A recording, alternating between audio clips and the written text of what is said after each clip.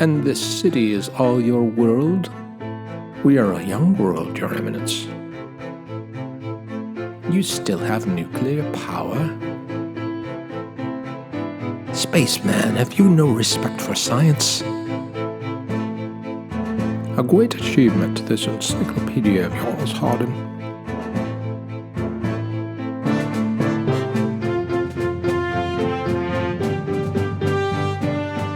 Violence is the last refuge of the incompetent. Before beginning this episode of Seldon Crisis, please be advised that this is an independently created podcast and is not meant to be a substitute for reading the books, nor is it affiliated with the family or estate of Isaac Asimov. Hello, friends. Welcome back to Seldon Crisis, and another episode that truly warrants the title.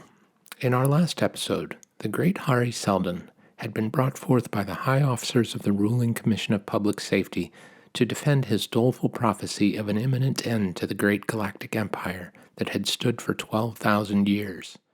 In doing so, he had introduced the concept of psychohistory, a mathematical science of analysis of patterns of human behavior capable of revealing the future history of the human race for many thousands of years into the future with astonishing precision. He informed the Commission that Trantor, the great metal-encompassed capital planet of the Empire, would fall into ruins within a mere 3 centuries. Seldon had been in danger of imminent execution and of his psychohistorical project being eliminated with him, but somehow managed to artfully maneuver the High Commissioner to arrange exile instead for him and his 100,000 colleagues. They were to be sent to a distant, uninhabited planet named Terminus, at the far reaches of the galaxy, where under the protection of the Emperor, they would begin the compilation of a great Encyclopedia Galactica, which would contain the breadth of human knowledge and shorten the ensuing Dark Ages from 30,000 years of human misery to a single millennium. As we enter our next chapter in this saga, 50 years have passed and Seldon is long dead, and his employee Gal Dornick has departed the scene as well. The action shifts to the frontier world of Terminus, where Seldon's hardy followers have built a new city and engaged in their great encyclopedia project. They are only 5 years from publishing the first volume, and a new volume is planned for publication every decade hence. The chief administrator of the planet is a hard-nosed and humorless academic named Louis Perrin. He lives and breathes the encyclopedia, and has little patience for the practicalities of governing the planet. This duty has fallen to a new figure whom we will get to know well for this and the following episode, the Mayor of Terminus City, Salvor Hardin. A side note on Asimov's narrative style.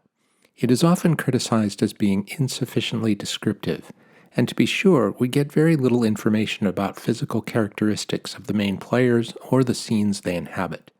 Hardin, as important a character as there is in this work, is introduced as, quote, the broad figure of Salvor Hardin, end quote, and we don't get much else.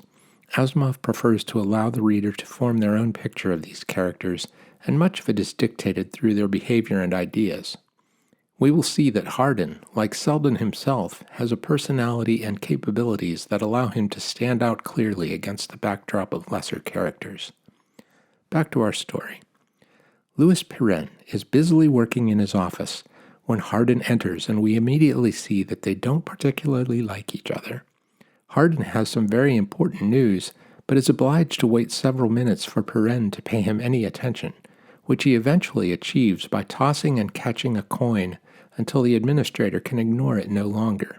Perrin snaps at Hardin. "Stop that!" Hardin puts away the coin, attention now granted, and says, "Have you heard the news?" "What news?" "The news that the Terminus City ultrawave set received 2 hours ago. The royal governor of the prefect of Anacreon has assumed the title of king." "Well, what of it?" Hardin wearily explains that it means they are now cut off from the inner empire, Anacreon being placed along a trade route connecting them with the capital by way of the planet Santani. Terminus is poor in metals and other resources, and now will have to beg the new king for his cooperation in securing needed supplies. Hardin wants to call an emergency meeting of the Board of Trustees, from whom he is dependent for what little political power he has. Perrin can't be bothered with such an interruption to his work. Hardin lets him know that he needs to be.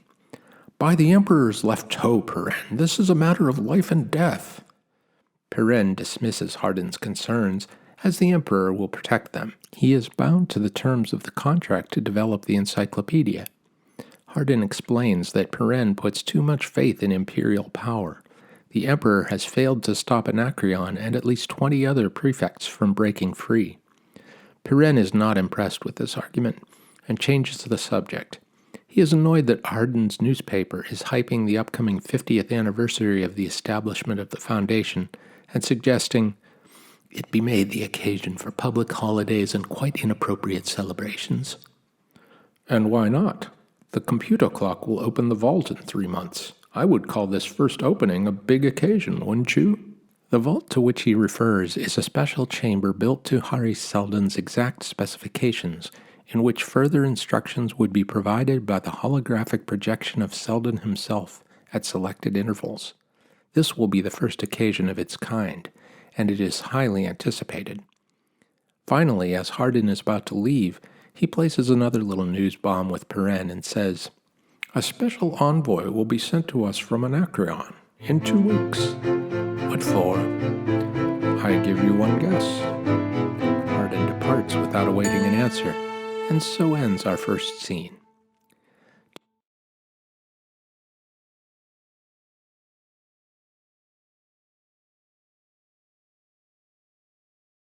2 weeks pass, and the emissary arrives and is introduced with the title of, quote, Ansolfhat Roderick, Sub-Prefect of Pluema and Envoy Extraordinary of His Highness of Anacreon, end quote.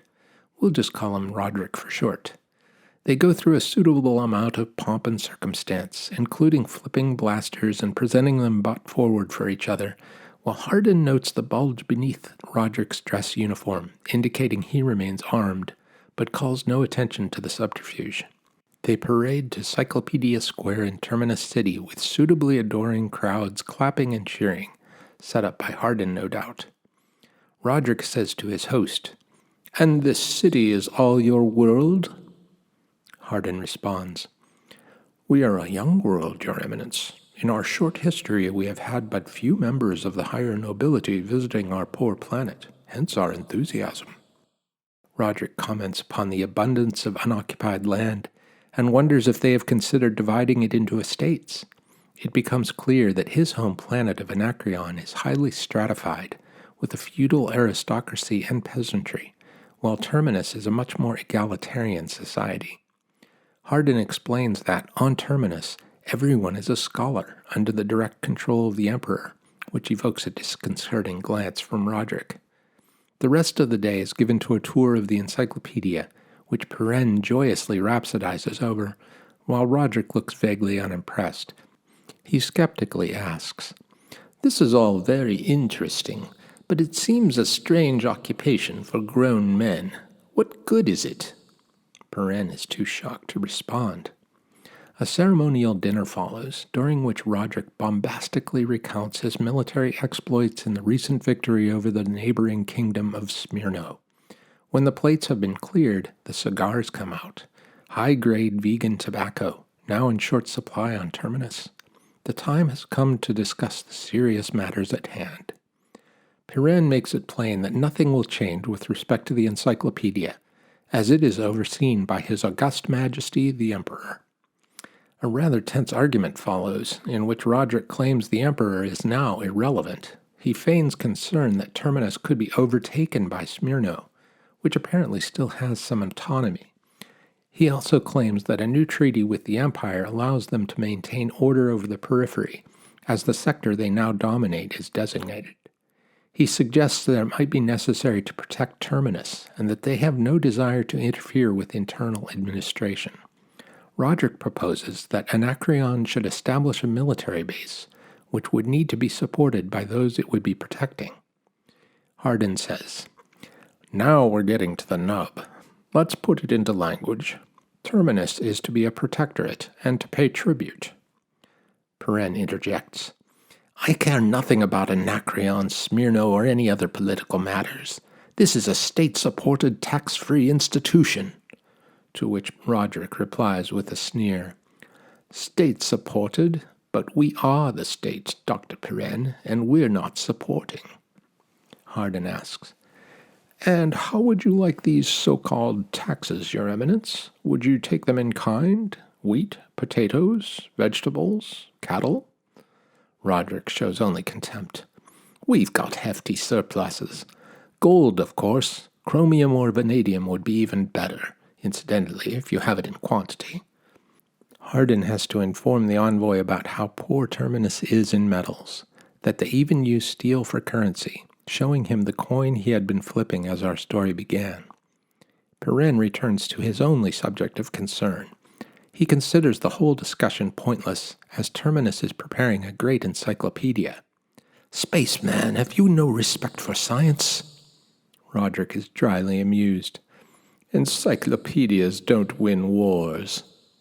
Pirenne is again stunned into silence, and Roderick goes on to note that, given their lack of resources, Terminus will have to provide land for their nobility.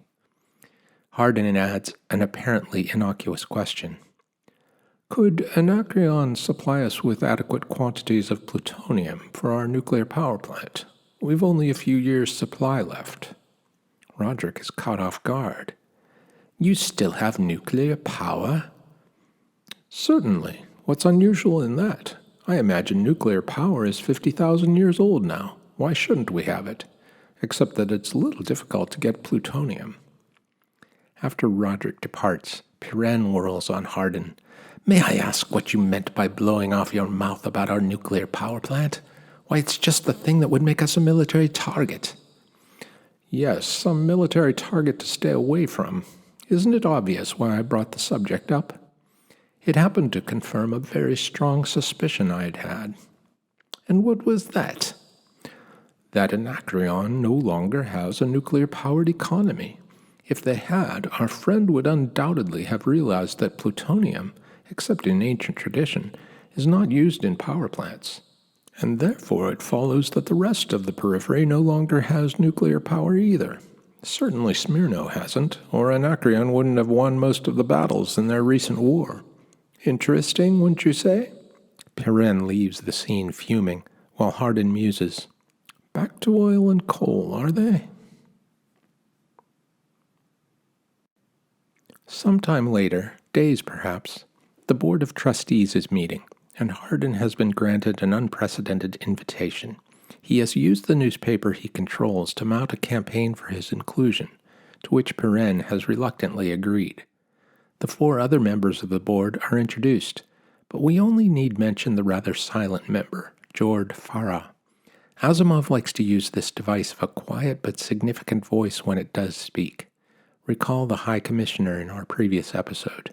Be ready for Farah to fill this role when his moment arrives. The obvious topic of discussion is the new Anacreon menace, and in particular of a suddenly announced surprise visit of the Emperor's representative, a certain Lord Durwan. Pirenne is convinced that Durwan's visit will smooth out the concerns with their belligerent neighbor, but Hardin sees a darker reality. He knows that the Emperor really has no ability to control affairs now. If he had, Anacreon would scarcely have been able to declare their independence and expand their sphere of influence. Hardin admonishes the board. Great space, what is this? Every once in a while someone mentions emperor or empire, as if it were a magic word. The Emperor is thousands of parsecs away, and I doubt he gives a damn about us. And if he does, what can he do? What there was of the Imperial Navy in these regions is in the hands of the 4 kingdoms now, and Anacreon has its share. Listen, we have to fight with guns, not with words. He explains that his nuclear weapons bluff has given them a couple of months' grace. Anacreon will soon realize the truth that Terminus uses nuclear power only for commercial uses.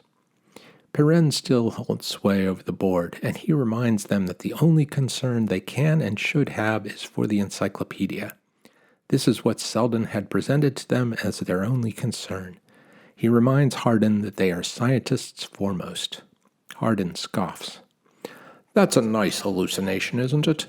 What kind of science is it to be stuck out here for centuries, classifying the work of scientists of the last millennium? Have you ever thought of working onward, extending their knowledge and improving upon it? No, you're quite happy to stagnate. The whole galaxy is, and has been for space knows how long. That's why the periphery is revolting. That's why communications are breaking down. That's why petty wars are becoming eternal. That's why whole systems are losing nuclear power and going back to barbarous techniques of chemical power. If you ask me, the galactic empire is dying. Now Jord Farah, our quiet friend, makes his entrance to the discussion, referring to the upcoming anniversary of the Foundation's founding, and asks, "Have you ever considered what might be in the vault?" Perrin is impatient. "I don't know. Routine matters. A stock speech of congratulations, perhaps. I don't think any significance need be placed on the vault." But Farah presses his point. "In fact, you all seem to forget that Seldon was the greatest psychologist of our time, and that he was the founder of our foundation.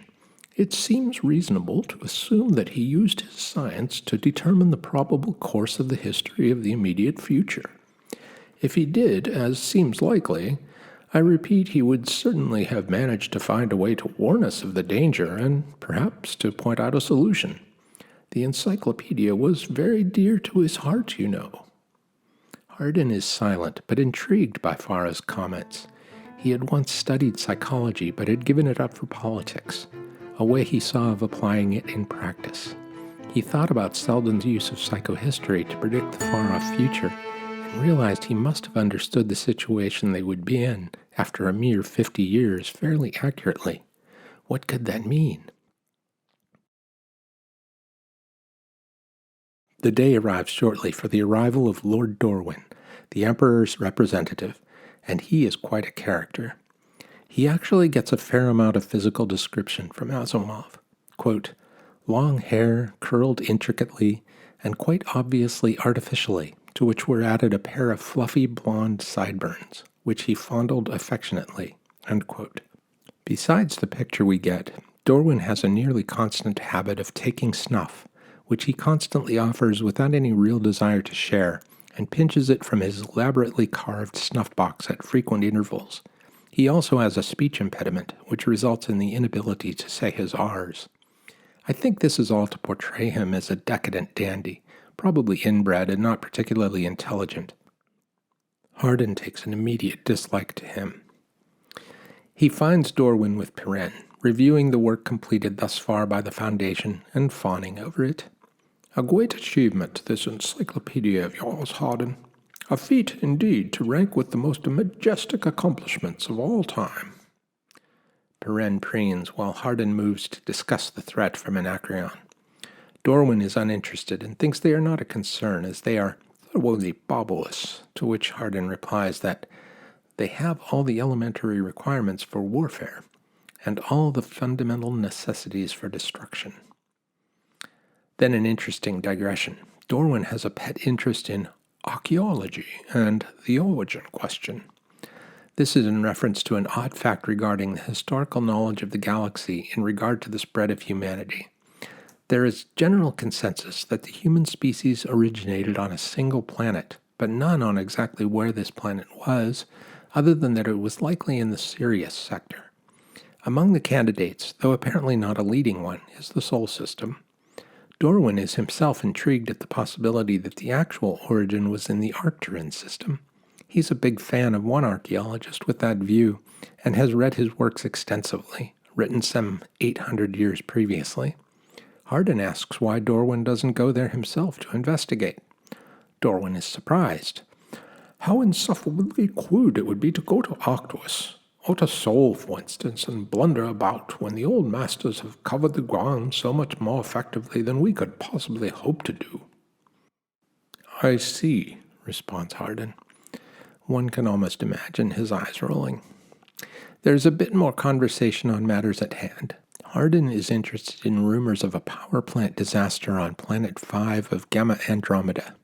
Durwan confirms it was catastrophic and resulted in extensive radiation damage.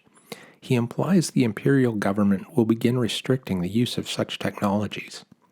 When informed that the periphery has apparently abandoned use of nuclear technology, Durwan is not surprised because of how baubles these worlds have become.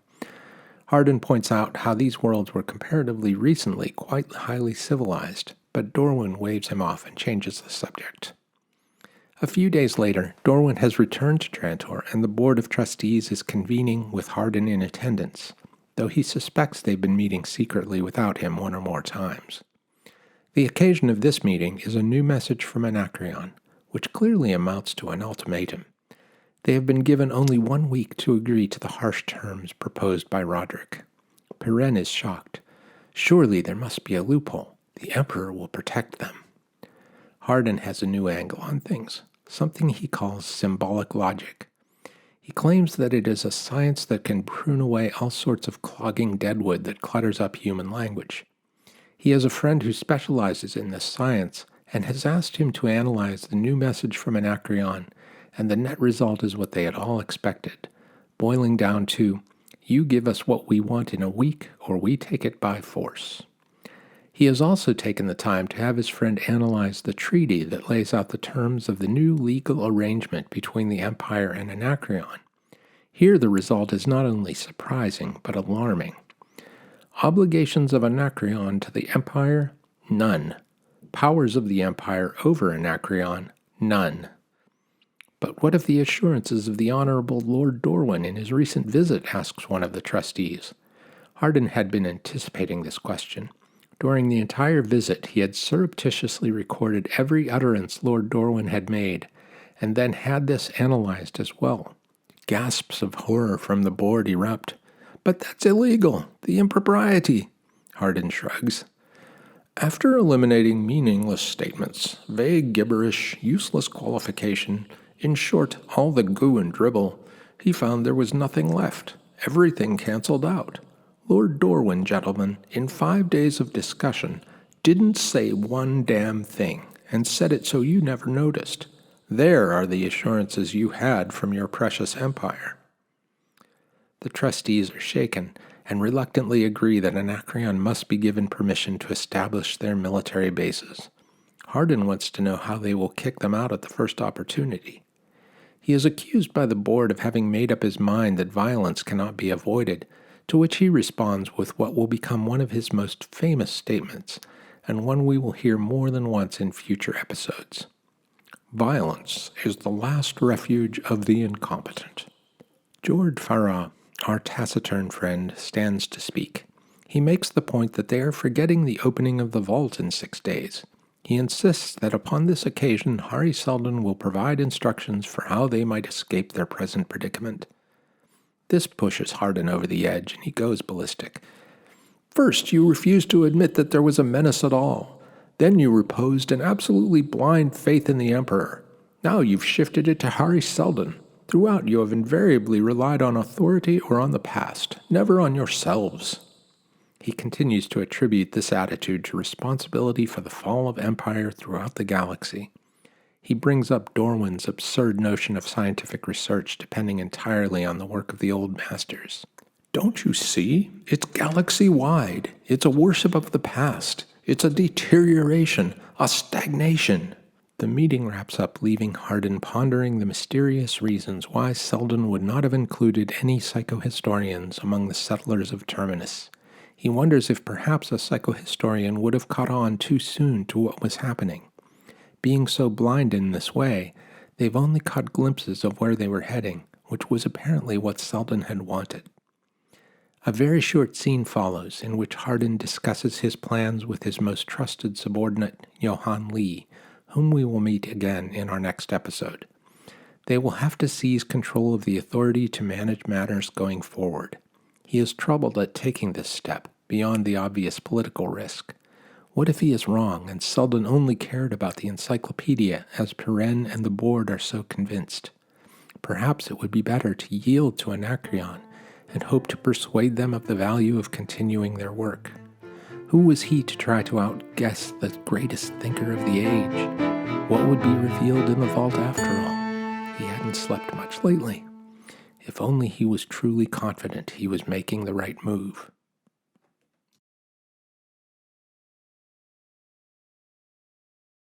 At last the momentous day arrives, and the 5 members of the Board of Trustees are in the vault, awaiting the tick of the clock that will activate the chamber in the center of the room. Hardin sits at some distance from them and tensely awaits, as in Asimov's words, quote, "Somewhere a computer was spitting off instants of time toward that precise moment when a muon stream would flow, a connection be made, and the lights went dim." End quote.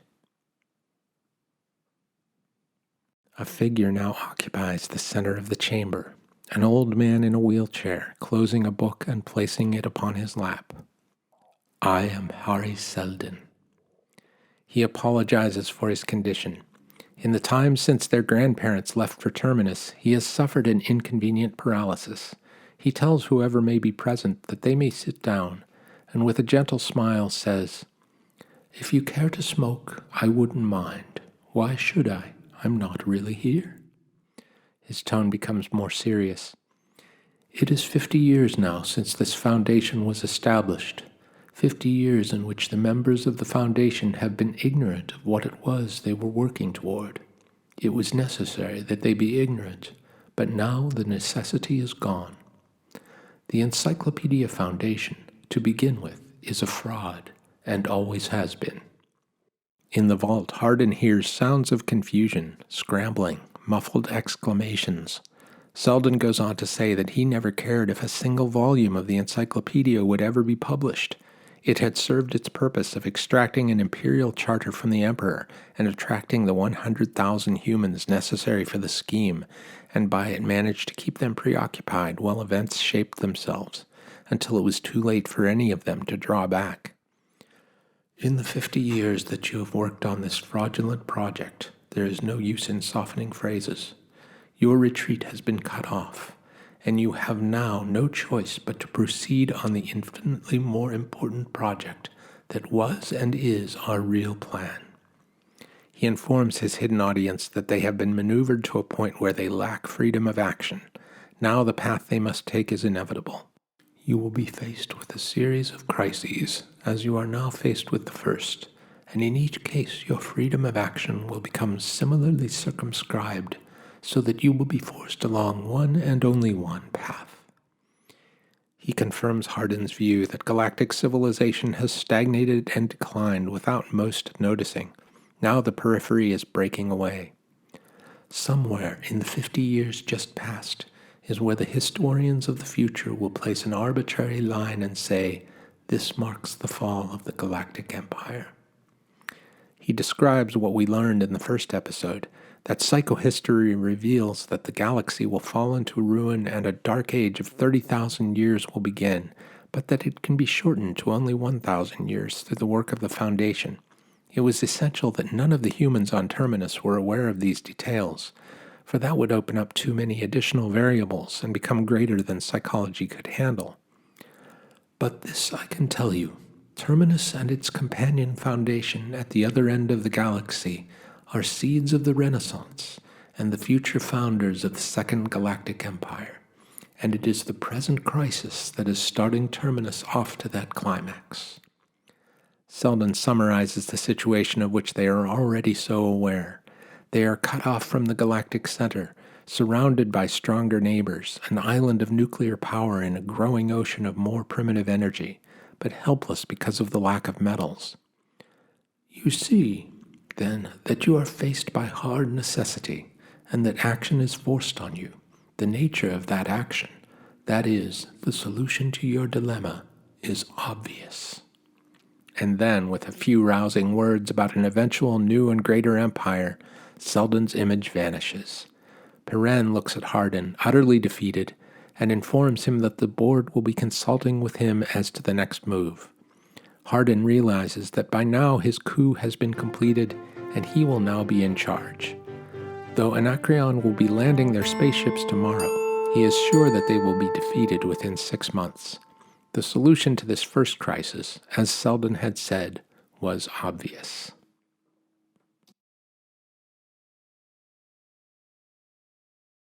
And so it ends with a cliffhanger. There's an interesting discontinuity evident in the conclusion of this episode and the beginning of the next. Hardin states that the solution is obvious and clearly has some stratagem that will solve the crisis in short order. As the next episode commences, however, you will find that 30 years have passed. Hardin is the only major player remaining from the events of this first major story. He remains the Mayor of Terminus, while the Anacreonians, though not based on Terminus, still seem to hold the balance of power and remain a major existential threat. What was this obvious solution, and why does it leave the larger problem unaddressed? At first I'd thought that Asimov had lost the plot here a bit, but later realized he had this pretty well sketched out. The solution Hardin refers to becomes evident a fairly short way into our next episode. There are, however, occasional errors of continuity within the larger epic, especially as we get into the later volumes written almost 3 decades after the core trilogy. I think they are inevitable due to the time gap in his writing, but also due to the style in which he composed. He claimed to never use an outline. A concept would come to him and he would immediately begin to write the story. Scenes and characters would materialize as needed as the story unfolded. Sometimes this results in minor logic and timeline confusion that we can forgive, as it seems a small price to pay for the overall masterpiece produced. Asimov spoke often about his pure love of writing and storytelling. He was said to have despised vacations. That's what people do who need a break from their work, he would say. He was only truly happy when isolated with his typewriter, enjoying the process of working out a story. I believe that one of the things that makes Asimov's stories so magical and full of surprises is that he was really entertaining himself.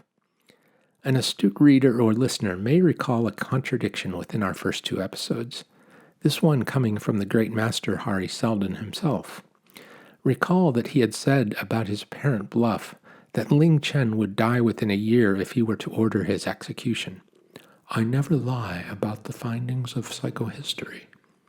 Well, we now know that that was a damn lie because he was happy to have the 100,000 members of the Encyclopedia Project move to a new planet and commit their lives to a project he knew to be utterly fraudulent. I don't see this as an example of Asimov changing his plans on the fly, though I suppose it's possible. I think he had no problem with allowing Hari Seldon to tell a giant whopper if it served his needs in trying to save humanity 29,000 years of misery. Seldon was very much an ends justify the means kind of guy. As we open the next episode, we will find that Salvor Hardin is faced with a slew of new problems. The Foundation is once again under existential threat, and Hardin's job is also threatened from within.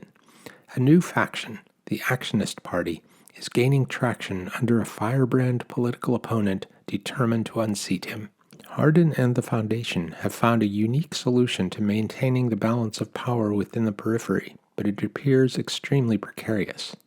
Meanwhile, on Anacreon, a young ruler is about to take the throne, and a shadowy figure has dark plans for power as well, plans that appear to threaten the Foundation with imminent destruction. I hope you're enjoying the story as much as I am, and will join me for our next episode of Seldon Crisis, The Mayors. Until then, enjoy life, and may I suggest, if you can, find some time to read Asimov in his own words.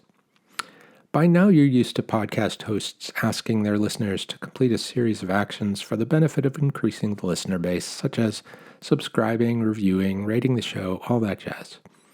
I'm going to instead ask just one favor. If you like what you're hearing and intend to continue listening, please think about one friend or acquaintance that might enjoy it as well, and share the link to the show. I don't expect to get thousands of listeners overnight, but I don't want anyone who loves or could love this story to miss out on a unique way of appreciating it.